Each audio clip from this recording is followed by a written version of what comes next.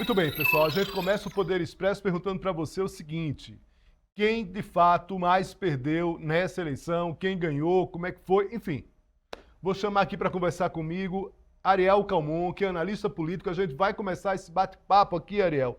Primeiro te agradecendo aqui em nome da turma aqui do SBT News essa participação, né? Durante aí a gente passou os últimos meses tratando de eleições municipais. Ariel, muito gentil, sempre trouxe informação, trouxe análise. Ariel, começo perguntando o seguinte para você, meu amigo. Quem mais perdeu nessa eleição, na sua avaliação? Vamos começar por Bolsonaro. O que Bolsonaro perdeu? Depois a gente vai para Lula e eu também vou dar aqui alguns pitacos, se você me permite. Mas vamos primeiro para Bolsonaro. Bolsonaro perdeu, ganhou e por que perdeu? Ou ganhou? Olá, Léo. Olá a toda a audiência do SBT News. Dizer que foi um prazer acompanhar aqui a cobertura do SBT News em todo esse processo eleitoral. Foi muito bom e estar com vocês e com toda essa audiência super qualificada. Bom, vamos falar sobre o ex-presidente Jair Bolsonaro. Eu queria até mencionar, Léo, antes de falar sobre o Bolsonaro, duas falas que eu fiquei muito impressionado desde ontem até hoje, nesse rescaldo de eleições, que foi a do ministro Alexandre Padilha. Ele comentou, quando falava da derrota de Guilherme Boulos, ele disse que ícones do PL perderam as eleições pelo país, né? E o ex-presidente Bolsonaro falou que o PT morreu. Então, eu quero trazer essas duas falas justamente porque elas mostram que essas figuras elas não comemoram as suas próprias vitórias, elas preferem comemorar a derrota do adversário. Então a gente tem um nível aí do que foi esse processo eleitoral para essas duas grandes lideranças. Agora, para o ex-presidente Jair Bolsonaro, eu acho que tem três tipos de apoio que classificam a derrota dele nesse momento. A gente tem um tipo de apoio que foi o renegado, então a gente lembra que em Fortaleza, André Fernandes, em Maceió, JHC negaram falar abertamente sobre o apoio que recebiam do ex-presidente Jair Bolsonaro, porque isso, de alguma forma, poderia resultar num impacto negativo. Não foi para JHC, mas foi para André Fernandes em Fortaleza, que acabou perdendo. Então, nós temos esse primeiro cenário, candidaturas que o ex-presidente apoiou, mas que não quiseram dar voz ou dar visibilidade ao apoio que receberam. Depois, a gente tem o apoio envergonhado do ex-presidente Jair Bolsonaro em algumas candidaturas. Exemplo, Ricardo Nunes em São Paulo. O ex-presidente apoiava, estava ali, ninguém sabia confirmar ao certo se ele apoiava ou não. No final, apareceu na campanha de Ricardo Nunes, mas foi claramente um apoio envergonhado do ex-presidente, que flertou um pouco ao longo da campanha com Pablo Marçal, um nome mais à extrema-direita. O mesmo caso de Curitiba, onde o PL, partido do ex-presidente Jair Bolsonaro, tinha um nome como vice de Eduardo Pimentel, que venceu em Curitiba, mas o ex-presidente ficou também na dúvida se fazia um apoio mais declarado a Eduardo Pimentel. Isso gerou, inclusive, um confronto ali no PL paraense. E também flertou lá com um pouco mais da extrema-direita, que era a candidata representada pela candidata Cristina Grêmio. E aí, num terceiro momento, a gente tem os super apoios, onde o presidente de fato fez campanha, estava convencido de que venceria e acabou perdendo, como é o caso de Manaus, com o coronel Alberto Neto, e Goiânia, com o Fred Rodrigues. Essas localidades o presidente fez campanha ativamente e não teve um resultado positivo. Eu quero trazer esses exemplos para mostrar justamente que há uma fragilidade na imagem do presidente Bolsonaro. Então, ele que queria nessa campanha justamente dar propulsão à sua imagem, que ele está inelegível, ele precisava dessa campanha justamente para fortalecer a sua imagem nacionalmente, mas ela acaba enfraquecida. As eleições mostram um enfraquecimento dessa imagem e um enfraquecimento do poder de influência. Então, hoje, quando diversos candidatos eleitos, inclusive do PL, de campos mais centro-direita, que se associam ali, orbitavam o ex-presidente Jair Bolsonaro, argumentam que há um enfraquecimento da liderança dele nesse campo. E isso é muito importante na política. A política é feita de apoios, e quando o ex-presidente perde esses apoios, essas lideranças locais que de alguma maneira sustentavam a sua influência nacional, ele vai sendo fragilizado de uma maneira geral. Então ele está inelegível, ele depende de outros partidos para a reversão dessa sua inelegibilidade na Câmara dos Deputados. Com essa dependência e com o resultado das eleições, esses apoios que de alguma maneira fragilizam sua imagem, vai ficando cada vez mais difícil para o ex-presidente Jair Bolsonaro. Então, nesse momento, é o quadro para ele. Muito bem. Ariel, vamos para a declaração do Ricardo Nunes, prefeito vitorioso, conseguiu ali número de votos, já estava precificado isso ainda no primeiro turno, a gente já estava acompanhando pelas pesquisas, uma eleição muito difícil para Guilherme Boulos. Acabou que o Guilherme Boulos acabou com muito pouco. A diferença entre a disputa de 2020 e a disputa de 2024 do Guilherme Boulos, ele agregou muito pouco votos. A gente fez eu estava fazendo as contas ontem, percentual em relação ao número de votos válidos foi praticamente o mesmo. Em relação ao número de votos, ele teve um aumento ali de cerca de 5, 7% em relação a 2020. Mas vamos primeiro para a declaração do Ricardo Nunes, por favor. Eu quero agradecer do fundo do meu coração e faço aqui agora o agradecimento de gratidão eterna ao povo da cidade que eu amo. Obrigado, São Paulo. Obrigado ao povo de São Paulo. Obrigado pela confiança. Obrigado pelo apoio. Muito, muito obrigado. Eu tenho certeza que os próximos 4 anos serão os melhores 4 anos da história da cidade de São Paulo. Eu agradeço ao líder maior, sem o qual nós não teríamos esta vitória. O meu amigo, que me deu a mão na hora mais difícil, governador Tarcísio de Freitas.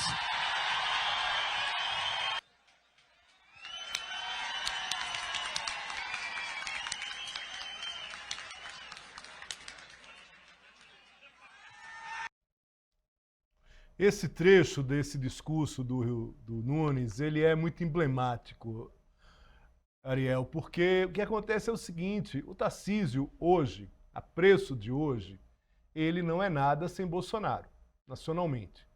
Não há dúvidas disso. Ele pode até no futuro, amanhã, daqui a um mês, enfim. Neste momento, o Tarcísio ele só consegue navegar como um candidato nacional se tiver o apoio de Bolsonaro.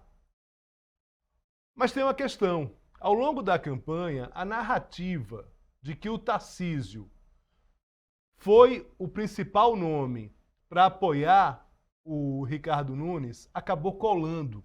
E na política também tem esse tipo de movimento. Alguém fala algo, a depender de onde fala-se, começa a se repetir aquilo, Tarcísio, Ricardo Nunes. Eu não conseguia ver na campanha o Tarcísio desassociado do Bolsonaro. Para mim, esse personagem político individual, ele nesse momento, ele ainda não existe.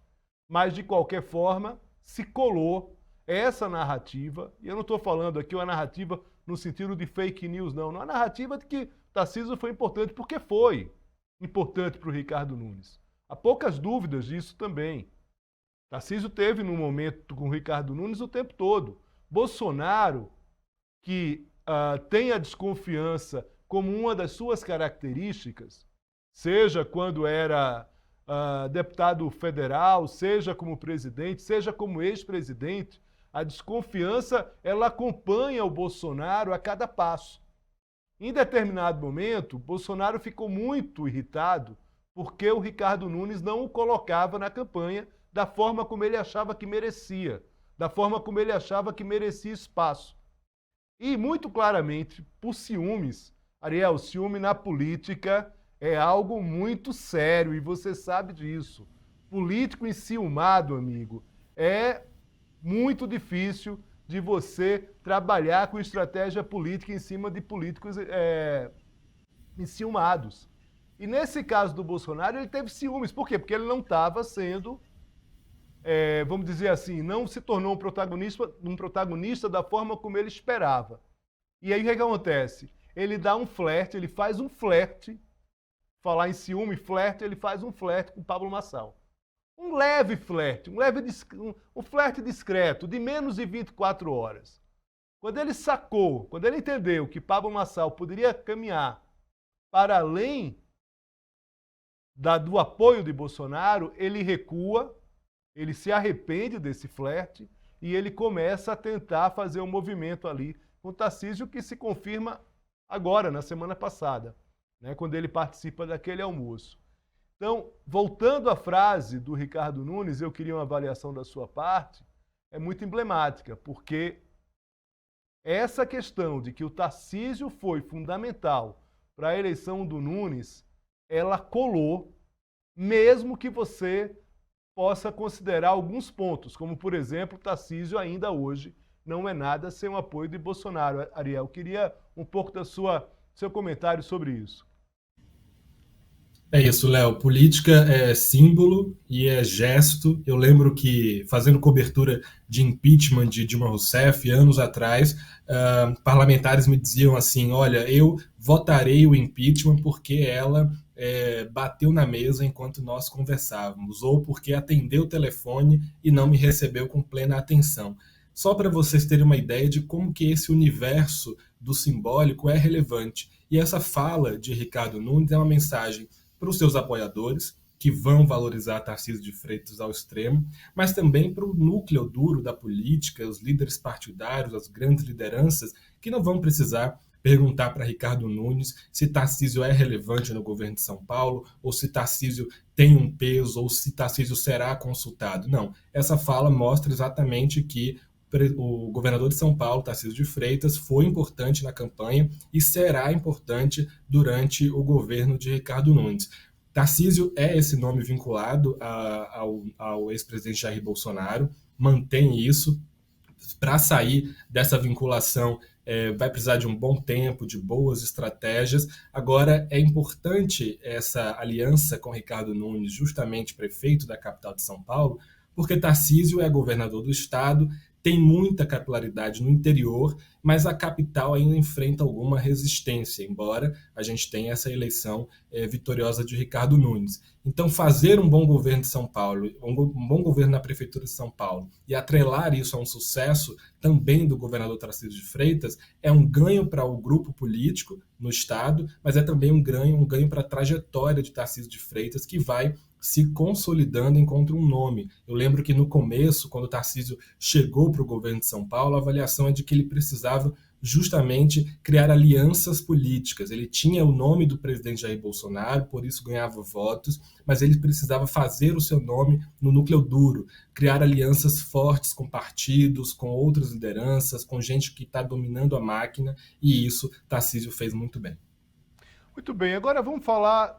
O pessoal está aqui dizendo, mas vocês falam do Bolsonaro. Agora vamos colocar o outro personagem aqui, nessa roda aqui, que é o presidente Lula. Esse também teve uma dificuldade, o PT claramente deixa essa campanha precisando ir para o divã, precisando fazer terapia, precisando saber por que não consegue mais conversar com a população mais humilde, mais pobre. Isso ficou claro, a campanha de São Paulo é claríssima nisso. O PT praticamente das capitais ganha Fortaleza, mesmo assim por um triz, né? Mas tudo bem, mas ganha ali, pelo menos colocou uma bandeirinha ali, mas com a dificuldade imensa. O PT não tem substitutos para renovar essa liderança nesse momento em relação ao presidente Lula. E o presidente Lula, por mais que tivesse feito alguns movimentos, mesmo que discretos ali, não conseguiu avançar muito em relação à própria candidatura do Boulos. Boulos saiu com o mesmo percentual praticamente de 4 anos atrás, ou seja, e com mais de 10 vezes mais dinheiro do que há 4 anos atrás, Ariel. Sim, achar que a campanha do Boulos ela conseguiu alguns avanços é ser muito otimista. Conseguiu avanços, o Boulos ganhou mais experiência, perdeu outra eleição, enfim, tudo isso está considerado, ali está no pacote. né? Mas, de alguma forma, a gente sabe da própria dificuldade do Boulos. Mas vamos falar agora sobre presidente Lula, que também é derrotado nessa... Pelo menos não está entre os vitoriosos nessa campanha municipal, Ariel. É isso, Léo. Você chama a atenção de Guilherme Boulos em São Paulo. Essa é a maior derrota do presidente Lula. Foi a campanha que ele mais se dedicou no país inteiro. E esse ponto do financiamento é muito importante, porque a gente fala sobre o PT precisar mudar discursos, pautas, que se aproximem mais com o eleitorado, e isso é verdade, as eleições mostram isso, o PT está completamente fora do que é a realidade nacional, do Brasil real, e os partidos de centro e centro-direita conseguem capturar isso com muito mais eficiência. Agora, precisa ver pragmaticamente, porque houve um investimento voluptuoso a mais de dinheiro na campanha e isso não significou praticamente nada no aumento de número de votos. Então, há uma necessidade de mudança dessa linha simbólica das pautas, mas há também uma necessidade de ver a planilha, de saber como é que um partido pragmaticamente está se estruturando. E isso é importante, se tratando de Partido dos Trabalhadores, porque é um partido gigantesco, ninguém nega que é muito bem estruturado, governou nacionalmente o país por muitos mandatos, então precisa ter, nesse momento, uma reflexão nesse sentido e fará. A colegiado do PT vai se reunir, o presidente Lula deve falar também a sua impressão sobre esse resultado, mas ele sai derrotado também dessas eleições. E eu acredito, Léo, e o ponto que é para mim a grande derrota do presidente Lula é que ele sai mais vinculado ao centro. Então, o presidente Lula, na estratégia do PT e do seu próprio governo, foi de escolher os municípios estratégicos onde poderia haver uma chance de vitória, em outros abrir mão da cabeça de chapa, indicar nomes de outros partidos para que pudessem, de alguma maneira, vencer e compor a base. Agora, essa composição da base é que fica como questão. Esses partidos venceram, o PSD, o MDB, foram muito fortes, principalmente no norte e nordeste do país, levando prefeituras para essa aliança com o PT, digamos assim. Agora, o presidente, que já faria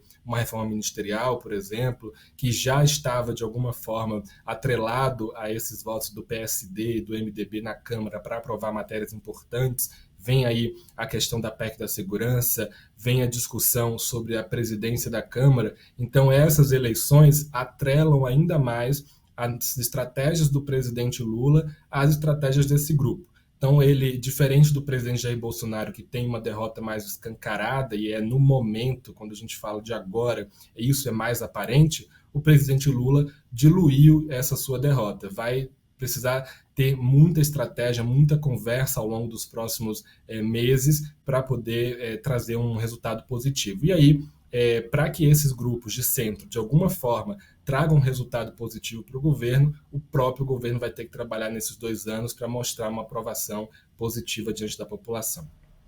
Ariel, tem gente aqui reclamando que a gente disse que Bolsonaro perdeu, que Lula perdeu.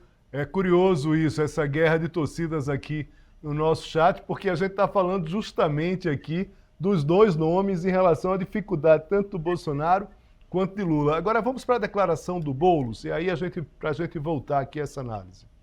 Olha, eu não vou falar aqui das mentiras e dos ataques que definiram essa eleição. Eu não vou falar aqui do crime eleitoral cometido pelo governador de São Paulo. Hoje, disso a justiça cuide. Nos momentos mais difíceis dessa campanha, o presidente Lula me chamou e me disse: siga em frente e seja quem você é. Eu quero te dizer, presidente, que eu sei que está assistindo agora, que você é uma inspiração e que aqui você sempre terá um companheiro leal por toda a vida.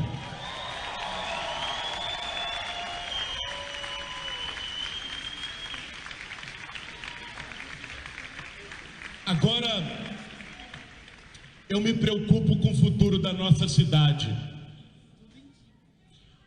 com o que é a infiltração do bolsonarismo e do crime organizado na prefeitura da maior cidade do Brasil.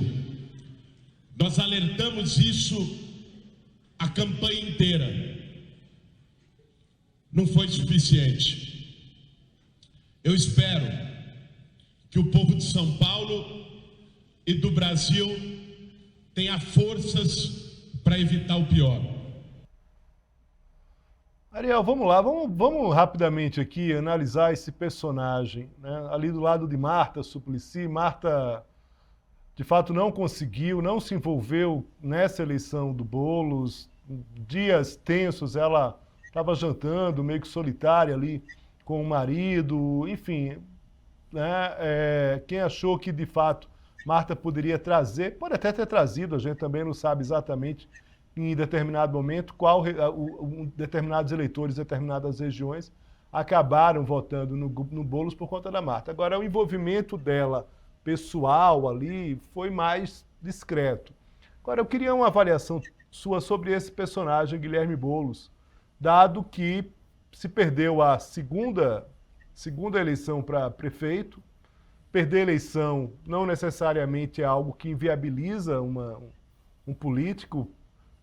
O presidente Lula perdeu 3 eleições antes de ser eleito, então isso não necessariamente é um fator efetivo.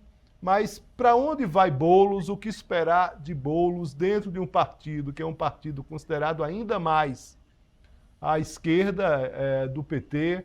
Teve claramente ali uma dificuldade, naquele momento mais claro de dificuldade do Boulos nessa campanha, foi aquele hino cantado em linguagem neutra, né? Que aquilo ali saiu completamente fora do esquadro e o Boulos perdeu, segundo a própria equipe dele, eleitores evangélicos que estavam ali dispostos a votar na esquerda. Em determinado momento, aquele hino ali, eles se afastam, 2 semanas depois, 3 semanas depois, se recuperam, tem uma certa comemoração dali desse núcleo de campanha do Boulos. Mas para onde vai esse político? Volta para o Congresso, evidentemente, é deputado federal, mas qual o futuro de Boulos, Ariel? Pois é, Léo, Guilherme Boulos, eu acredito que sai dessa eleição com muitos aprendizados.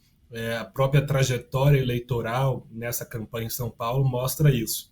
Tanto de formas de fazer campanha, mas também do que ele precisa, enquanto uma figura política, trabalhar para romper essa barreira. O que a gente viu pelo resultado, comparando com anos anteriores e vendo que não houve um crescimento significativo do número de votos, é que há uma barreira de acesso dessa figura de Guilherme Boulos em São Paulo. Então, eu acredito que nesse processo eleitoral, a campanha e o próprio candidato, de alguma maneira, tiram alguns aprendizados. E a gente, no final, foi vendo isso acontecer, como, por exemplo, as ações mais diretas dele focando na rejeição, no fato de que ele era um invasor de residências, no fato de que ele era muito à extrema esquerda, e a gente viu o próprio Ricardo Nunes reforçando essas características a Guilherme Boulos. Então ele sai como aprendizado, agora já se sabe de fato qual é a rejeição, isso foi muito bem metrificado, já tem campanhas para dizer isso,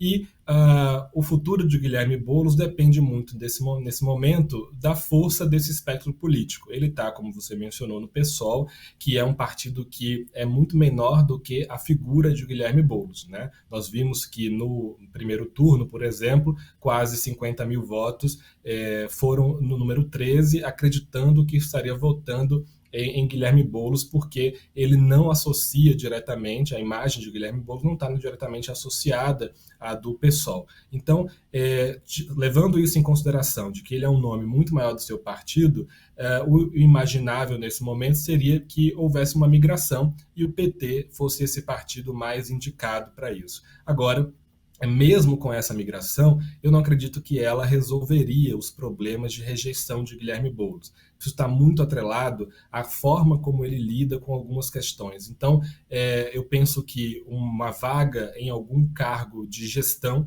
que é um ponto também apontado pelos opositores como uma falha no currículo, na carreira política de Guilherme Boulos.